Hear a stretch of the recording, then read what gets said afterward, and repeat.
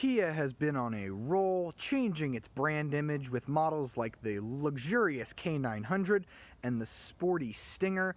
Now it's time to bring some of that D&E down market to the brand's compact sedan, the Forte. I'm Jared here with carbuzz.com, and today I am on the first drive event here in Pittsburgh, Pennsylvania for the all-new 2019 Kia Forte. As we can see already, just from looking at this car on the outside, it bears a striking resemblance to the sporty Kia. Although I don't want to get too crazy and buy Kia's words, I do see a lot of Stinger DNA in the taillights. You have that connected rear taillight design that was clearly influenced by the Stinger. You've got those sporty looking 17-inch wheels on this model. I've been driving around the EX Launch Edition, which is the priciest of all of the Forte models, although still pretty affordable, as I'll tell you later. And then up front we can clearly see some Stinger DNA. It has the new Kia corporate grille that was first seen on the Stinger and is now on most of Kia's models, if not all of them. I think this is a really, really handsome car. I'll try and show you with the lights on. I think it looks even better with the DRLs turned on. And the big story here is value. I think that this car is going to be a great value for a lot of people. Kia says that a lot of first-time buyers are going to be looking at this Forte, and I do not blame them. So under the hood sits a 2-liter 4-cylinder engine with 147 horsepower and 132 foot-pounds of torque. Those aren't in crazy insane numbers, but again, this is not a class of really, really sporty vehicles, so that's not too bad. With 147 horsepower, you're going to get excellent gas mileage, 31 mpg in the city, 41 mpg on the highway, and around 35 combined. I've been driving like a bit of a lunatic, but I've still averaged about 31 mpg on this drive. There's also a manual option, only on the base model, unfortunately. So if you like to have a lot of options and row your own gears, you're going to have to settle for the base FE with the manual transmission. That starts at around $17,690. You can get a manual. It's going to hurt your fuel economy. You'll only get 27 in the city, 37 on the highway, and around 31 combined. This model that we have here is the new CVT.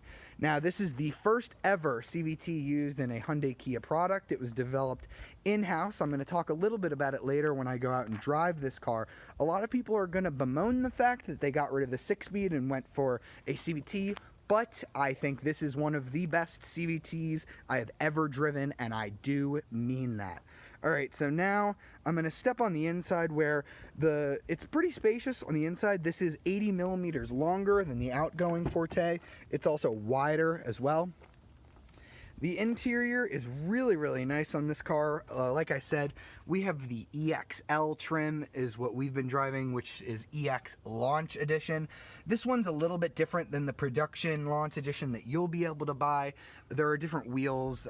It'll be basically these same wheels, although they'll be in gray, and the only color on the Launch Edition is going to be orange. And there's a couple features I'll talk about that are key on this Launch Edition. And even fully loaded as we have it here, it's only going to be $25,200, which is pretty good considering all of the standard kit that you get. So now I'm going to come in and step inside, where a lot of that Stinger DNA carries over. This screen looks very, very familiar to anybody who's been in a Stinger recently. Down here we have dual zone automatic climate control standard on every single Forte model. That is fantastic. We have keyless entry. I'm going to go ahead and start it up. Unfortunately, that's only available on a couple of the high trim models. They do not make that a standard option, which is a bit unfortunate. I wish that they would maybe make that more of, towards the base models. Unfortunately, not all of the models have that. We do have these nice, clear, concise black with white gauges. You have a little helper screen here. You can have your fuel economy, your map information. We do have built-in navigation here on this top trim, but even if you don't get it, Android Auto and Apple CarPlay are standard. We have some of our driver assistance functions. This car is pretty darn loaded when it comes to safety features. Kia says that all Fortes are going to come standard with things like lane keep assist and forward collision warning. We have blind spot monitoring as well. We also have active lane keep assist. So if you take your hands off the wheel, you can start to see it moving by itself, although it will beep and tell you to put your hands back on the wheel. We also have adaptive cruise, although it does not bring you to a full stop. It shuts off at about 20 or so miles an hour. The materials in here are all pretty nice. You know, this isn't like a that high of a class of car, so most of the cars in this segment don't have super luxurious materials, but Kia does an amazing job of making these cheap materials look and feel pretty good. There are a couple of hard touch plastic zones, but this is softer. Down here is pretty soft as well. There are plenty of soft touch zones. The steering wheel is this nice, I doubt that it's real leather, but it feels like it really nice.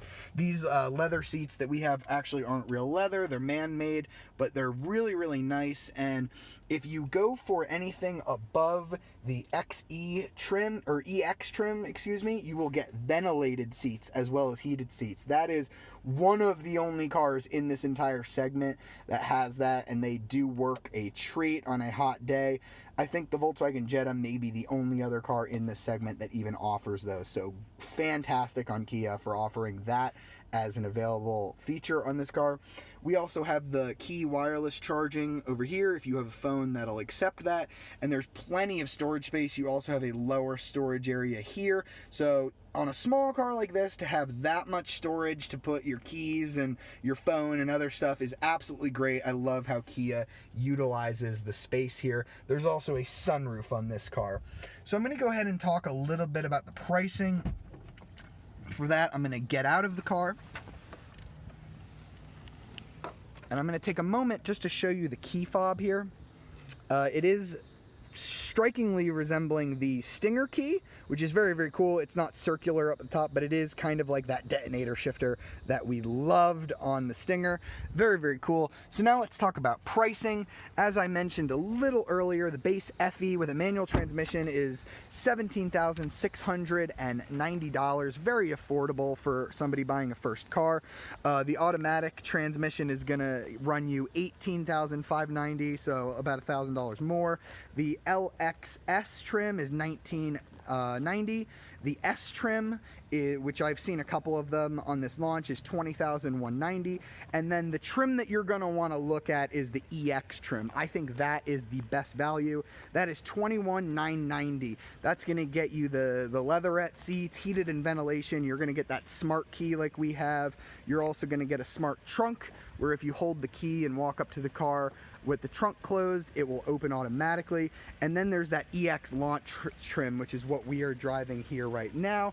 That's $25,200. That is the priciest, although you do get adaptive cruise control, a sunroof, you get LED running lights, you get that wireless charger, and the built-in nav. So I would say a good way to save a little over $3,000 is to get that EX trim, because it comes basically how I like it, but this EX launch edition is very nice as well.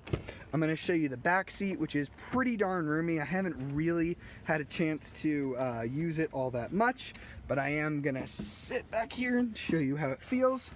Sitting behind myself, even in this small car, I have plenty of knee room. I have plenty of headroom as well. There is an air vent back here, which is pretty nice on a compact car like this. Now I'm going to get out. I'll show you, I believe there's also an armrest here that folds out and has two basic cup holders. Now I'm going to show you the trunk, which is pretty darn big.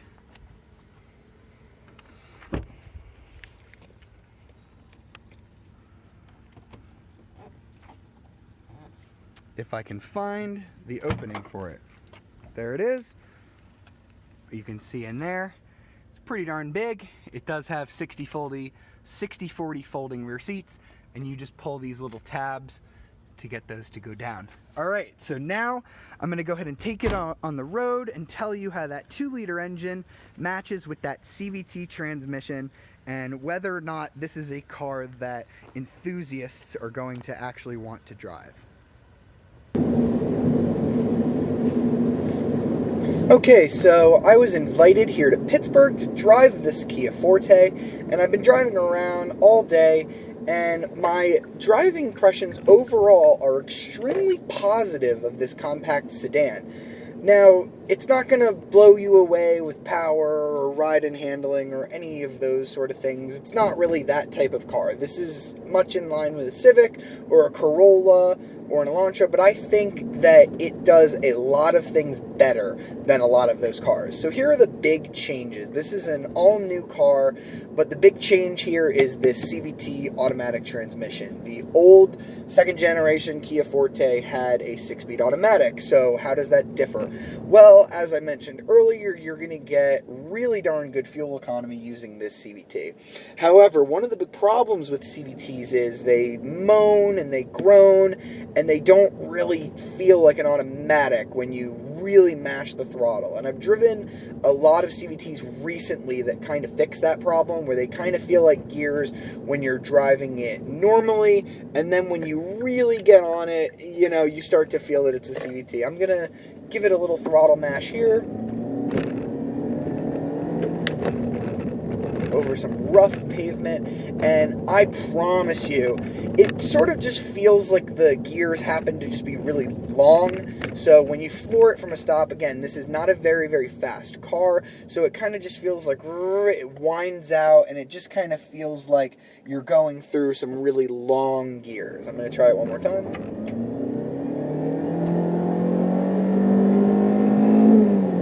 There you go. See, when it finally does reach the top of the RPM range, it really does sound like it's simulating a gear. This is one of the best CVTs that I have driven. I am deeply impressed by it. It has 7 faux gears. I've put it in its manual mode here and shifted through them that way too, and I genuinely think that this is one of the closest CVTs I've ever felt to feeling like a true automatic. So that's very good on Kia's part that they were able to do that on their first go. Good for you, Kia. I'm very proud of this transmission. There is a 6-speed manual option as well. I haven't driven it. It's only available on the base trim, so I can't imagine that it's really that fun of a manual. Kia says the take rate's going to be only around 5%, so you can go ahead and try and find one of those at your local dealer, although, to be honest, this is not a very fast car, and I don't think that the 6-speed manual is going to add all of that much enjoyment to it. The steering is very, very light.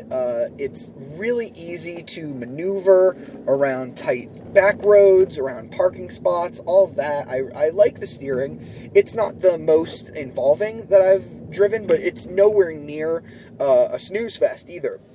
We had some fun roads on our route here in Pittsburgh, and you do get some genuine steering feel. I put it in sport mode. I think it gets a little heavier. It's kind of hard to tell.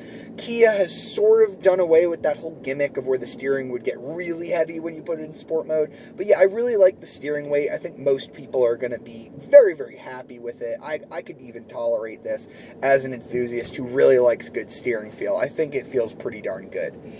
Another point of contention might be the torsion beam rear suspension. So instead of having an independent rear suspension, it's just a beam across the rear axle, and you start to notice it when the roads get really crappy. And Kia must have been really confident that they built a really, really comfortable car here, because Pittsburgh has some doozies of roads that are really torn up, really terrible, big potholes, and when you go over the biggest of potholes, you start to feel the car shake and shimmy a little bit. Not too bad. It's nothing terrible. I would never complain too much about it, but you do notice it when you're over really, really rough pavement. If you live somewhere where there's smooth roads, I think the ride of this car is actually fantastic. It rides like a class above. It's a compact car, so it competes against cars like the Civic and Elantra, but I think this rides as well as a Sonata or even an Optima or, you know, a Camry. I think it rides that well. It's very, very smooth on the highway, very quiet as well. This CVT does not really have a lot of moaning and groaning when you're at highway speeds. I really do like the way this car feels. The seats that I'm sitting in on this top trim are these leatherette. They're not real leather, but it's a nice material. I think it's fine. It feels very durable, and The good thing about it is there's a little bit of bolstering. It's nothing crazy. It's not a sport seat by any stretch of the imagination, but it holds you in nice over corners, and I would be happy to sit in this car for a really long period of time. And as I mentioned earlier, if you get the EX trim or above, you're going to get heated and ventilated seats, which is not the only car in this class that does that, but one of the only cars that does that. And that makes this car an incredible value. I think that this Forte represents one of the best values in this class right now. I think it looks good on the outside. I love the interior design. I love how I have all of this storage space for all of my stuff. And the way it drives is pretty good as well. So in my short time with the Forte, I know I haven't had it too long. I am deeply, deeply impressed with it, and I'm going to give it a recommendation of must buy. I think if you're looking for a compact sedan and you want something affordable that's going to give you those features to make you feel like you just bought a luxury car, this is the car for you. And if you're, a 16-year-old or an 18-year-old and you're shopping for your first wheels and you have about $22,000, oh my goodness, the amount of stuff that you're getting in this is ridiculous for a first car. So I would be genuinely happy to have this as a first car. I think it's great, and that's why it gets a recommendation of must buy from me. And if you've enjoyed this video and you'd like to see more like it, subscribe to the Car Buzz Unboxing YouTube channel, and be sure to follow us on all of the social media platforms, including Instagram and Twitter, and be sure to download our app on iOS and Android to keep up with all of the latest and greatest in automotive news, and to read all of our reviews, like my full written review of this 2019 Kia Forte. Hope you've enjoyed the video. See you next time.